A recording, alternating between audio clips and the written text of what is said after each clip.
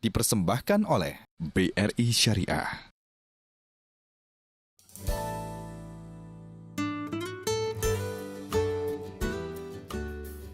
Nah, Pak Halim, sekarang kita udah ada Pak Ismi di sini sebagai Direktur Eksekutif Pusat Komunikasi Ekonomi Syariah ya. Tapi sebelumnya saya pengen ke Pak Halim dulu nih, pengen tanya lebih banyak soal kesalehan berjamaah.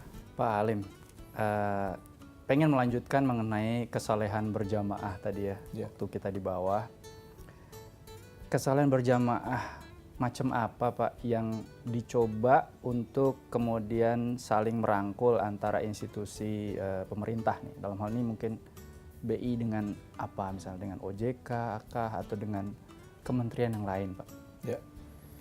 Ya, seperti tadi saya sampaikan, ini sudah pada tahap di mana kita memerlukan contoh ya. Ya. Contoh ini mungkin yang bisa mempercepat adalah pihak otoritas, karena dia punya, ya artinya otoritas, punya resources, bisa membuat aturan, dan ini perlu di depan sekarang.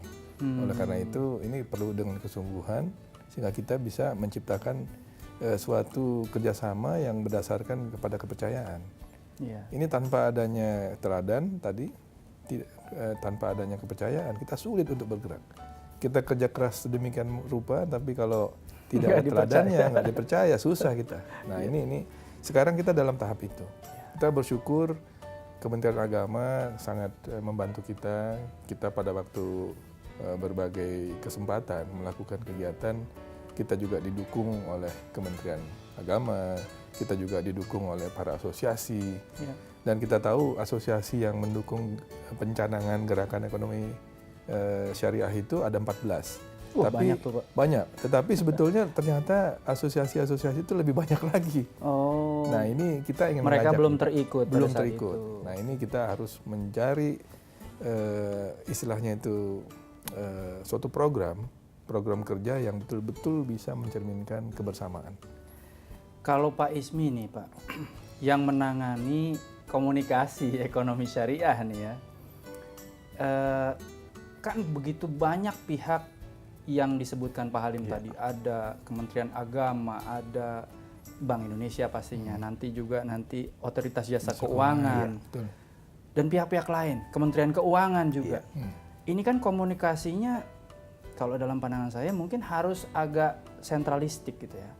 Bagaimana kiat Bapak untuk bisa melakukan semacam sentralisasi dalam komunikasi ekonomi syariah, Pak? Baik, jadi saya cenderung untuk mengatakan ini bukan sentralisasi.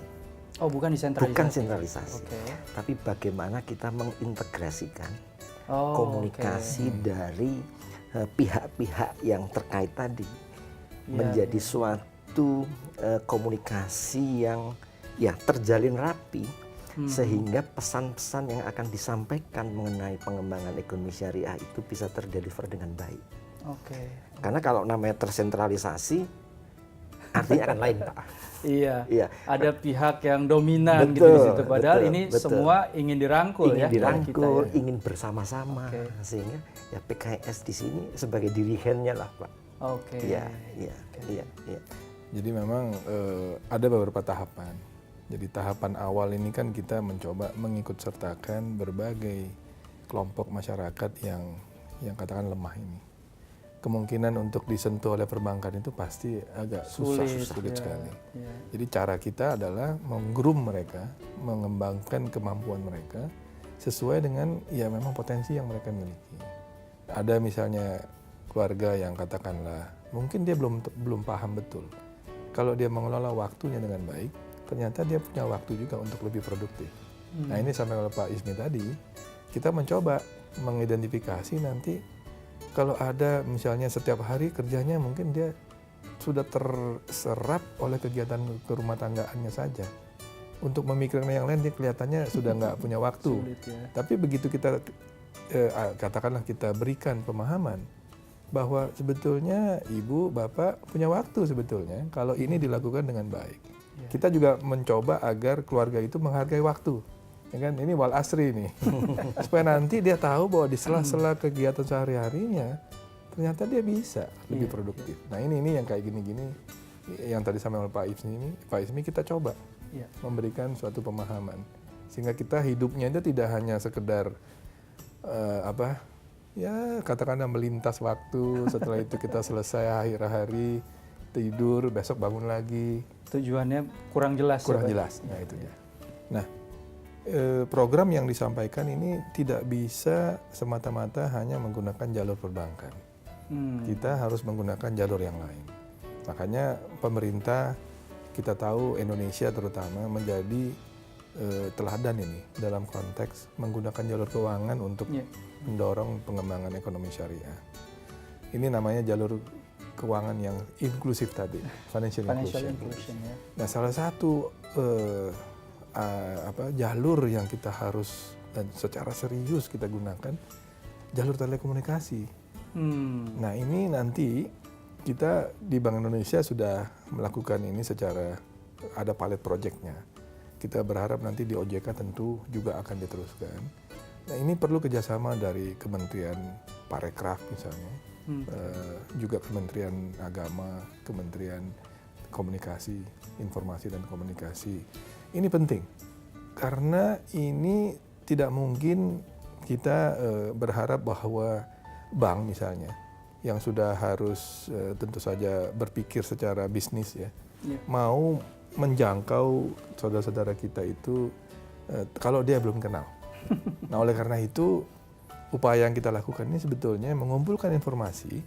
Informasi ini akan ditampung dalam database.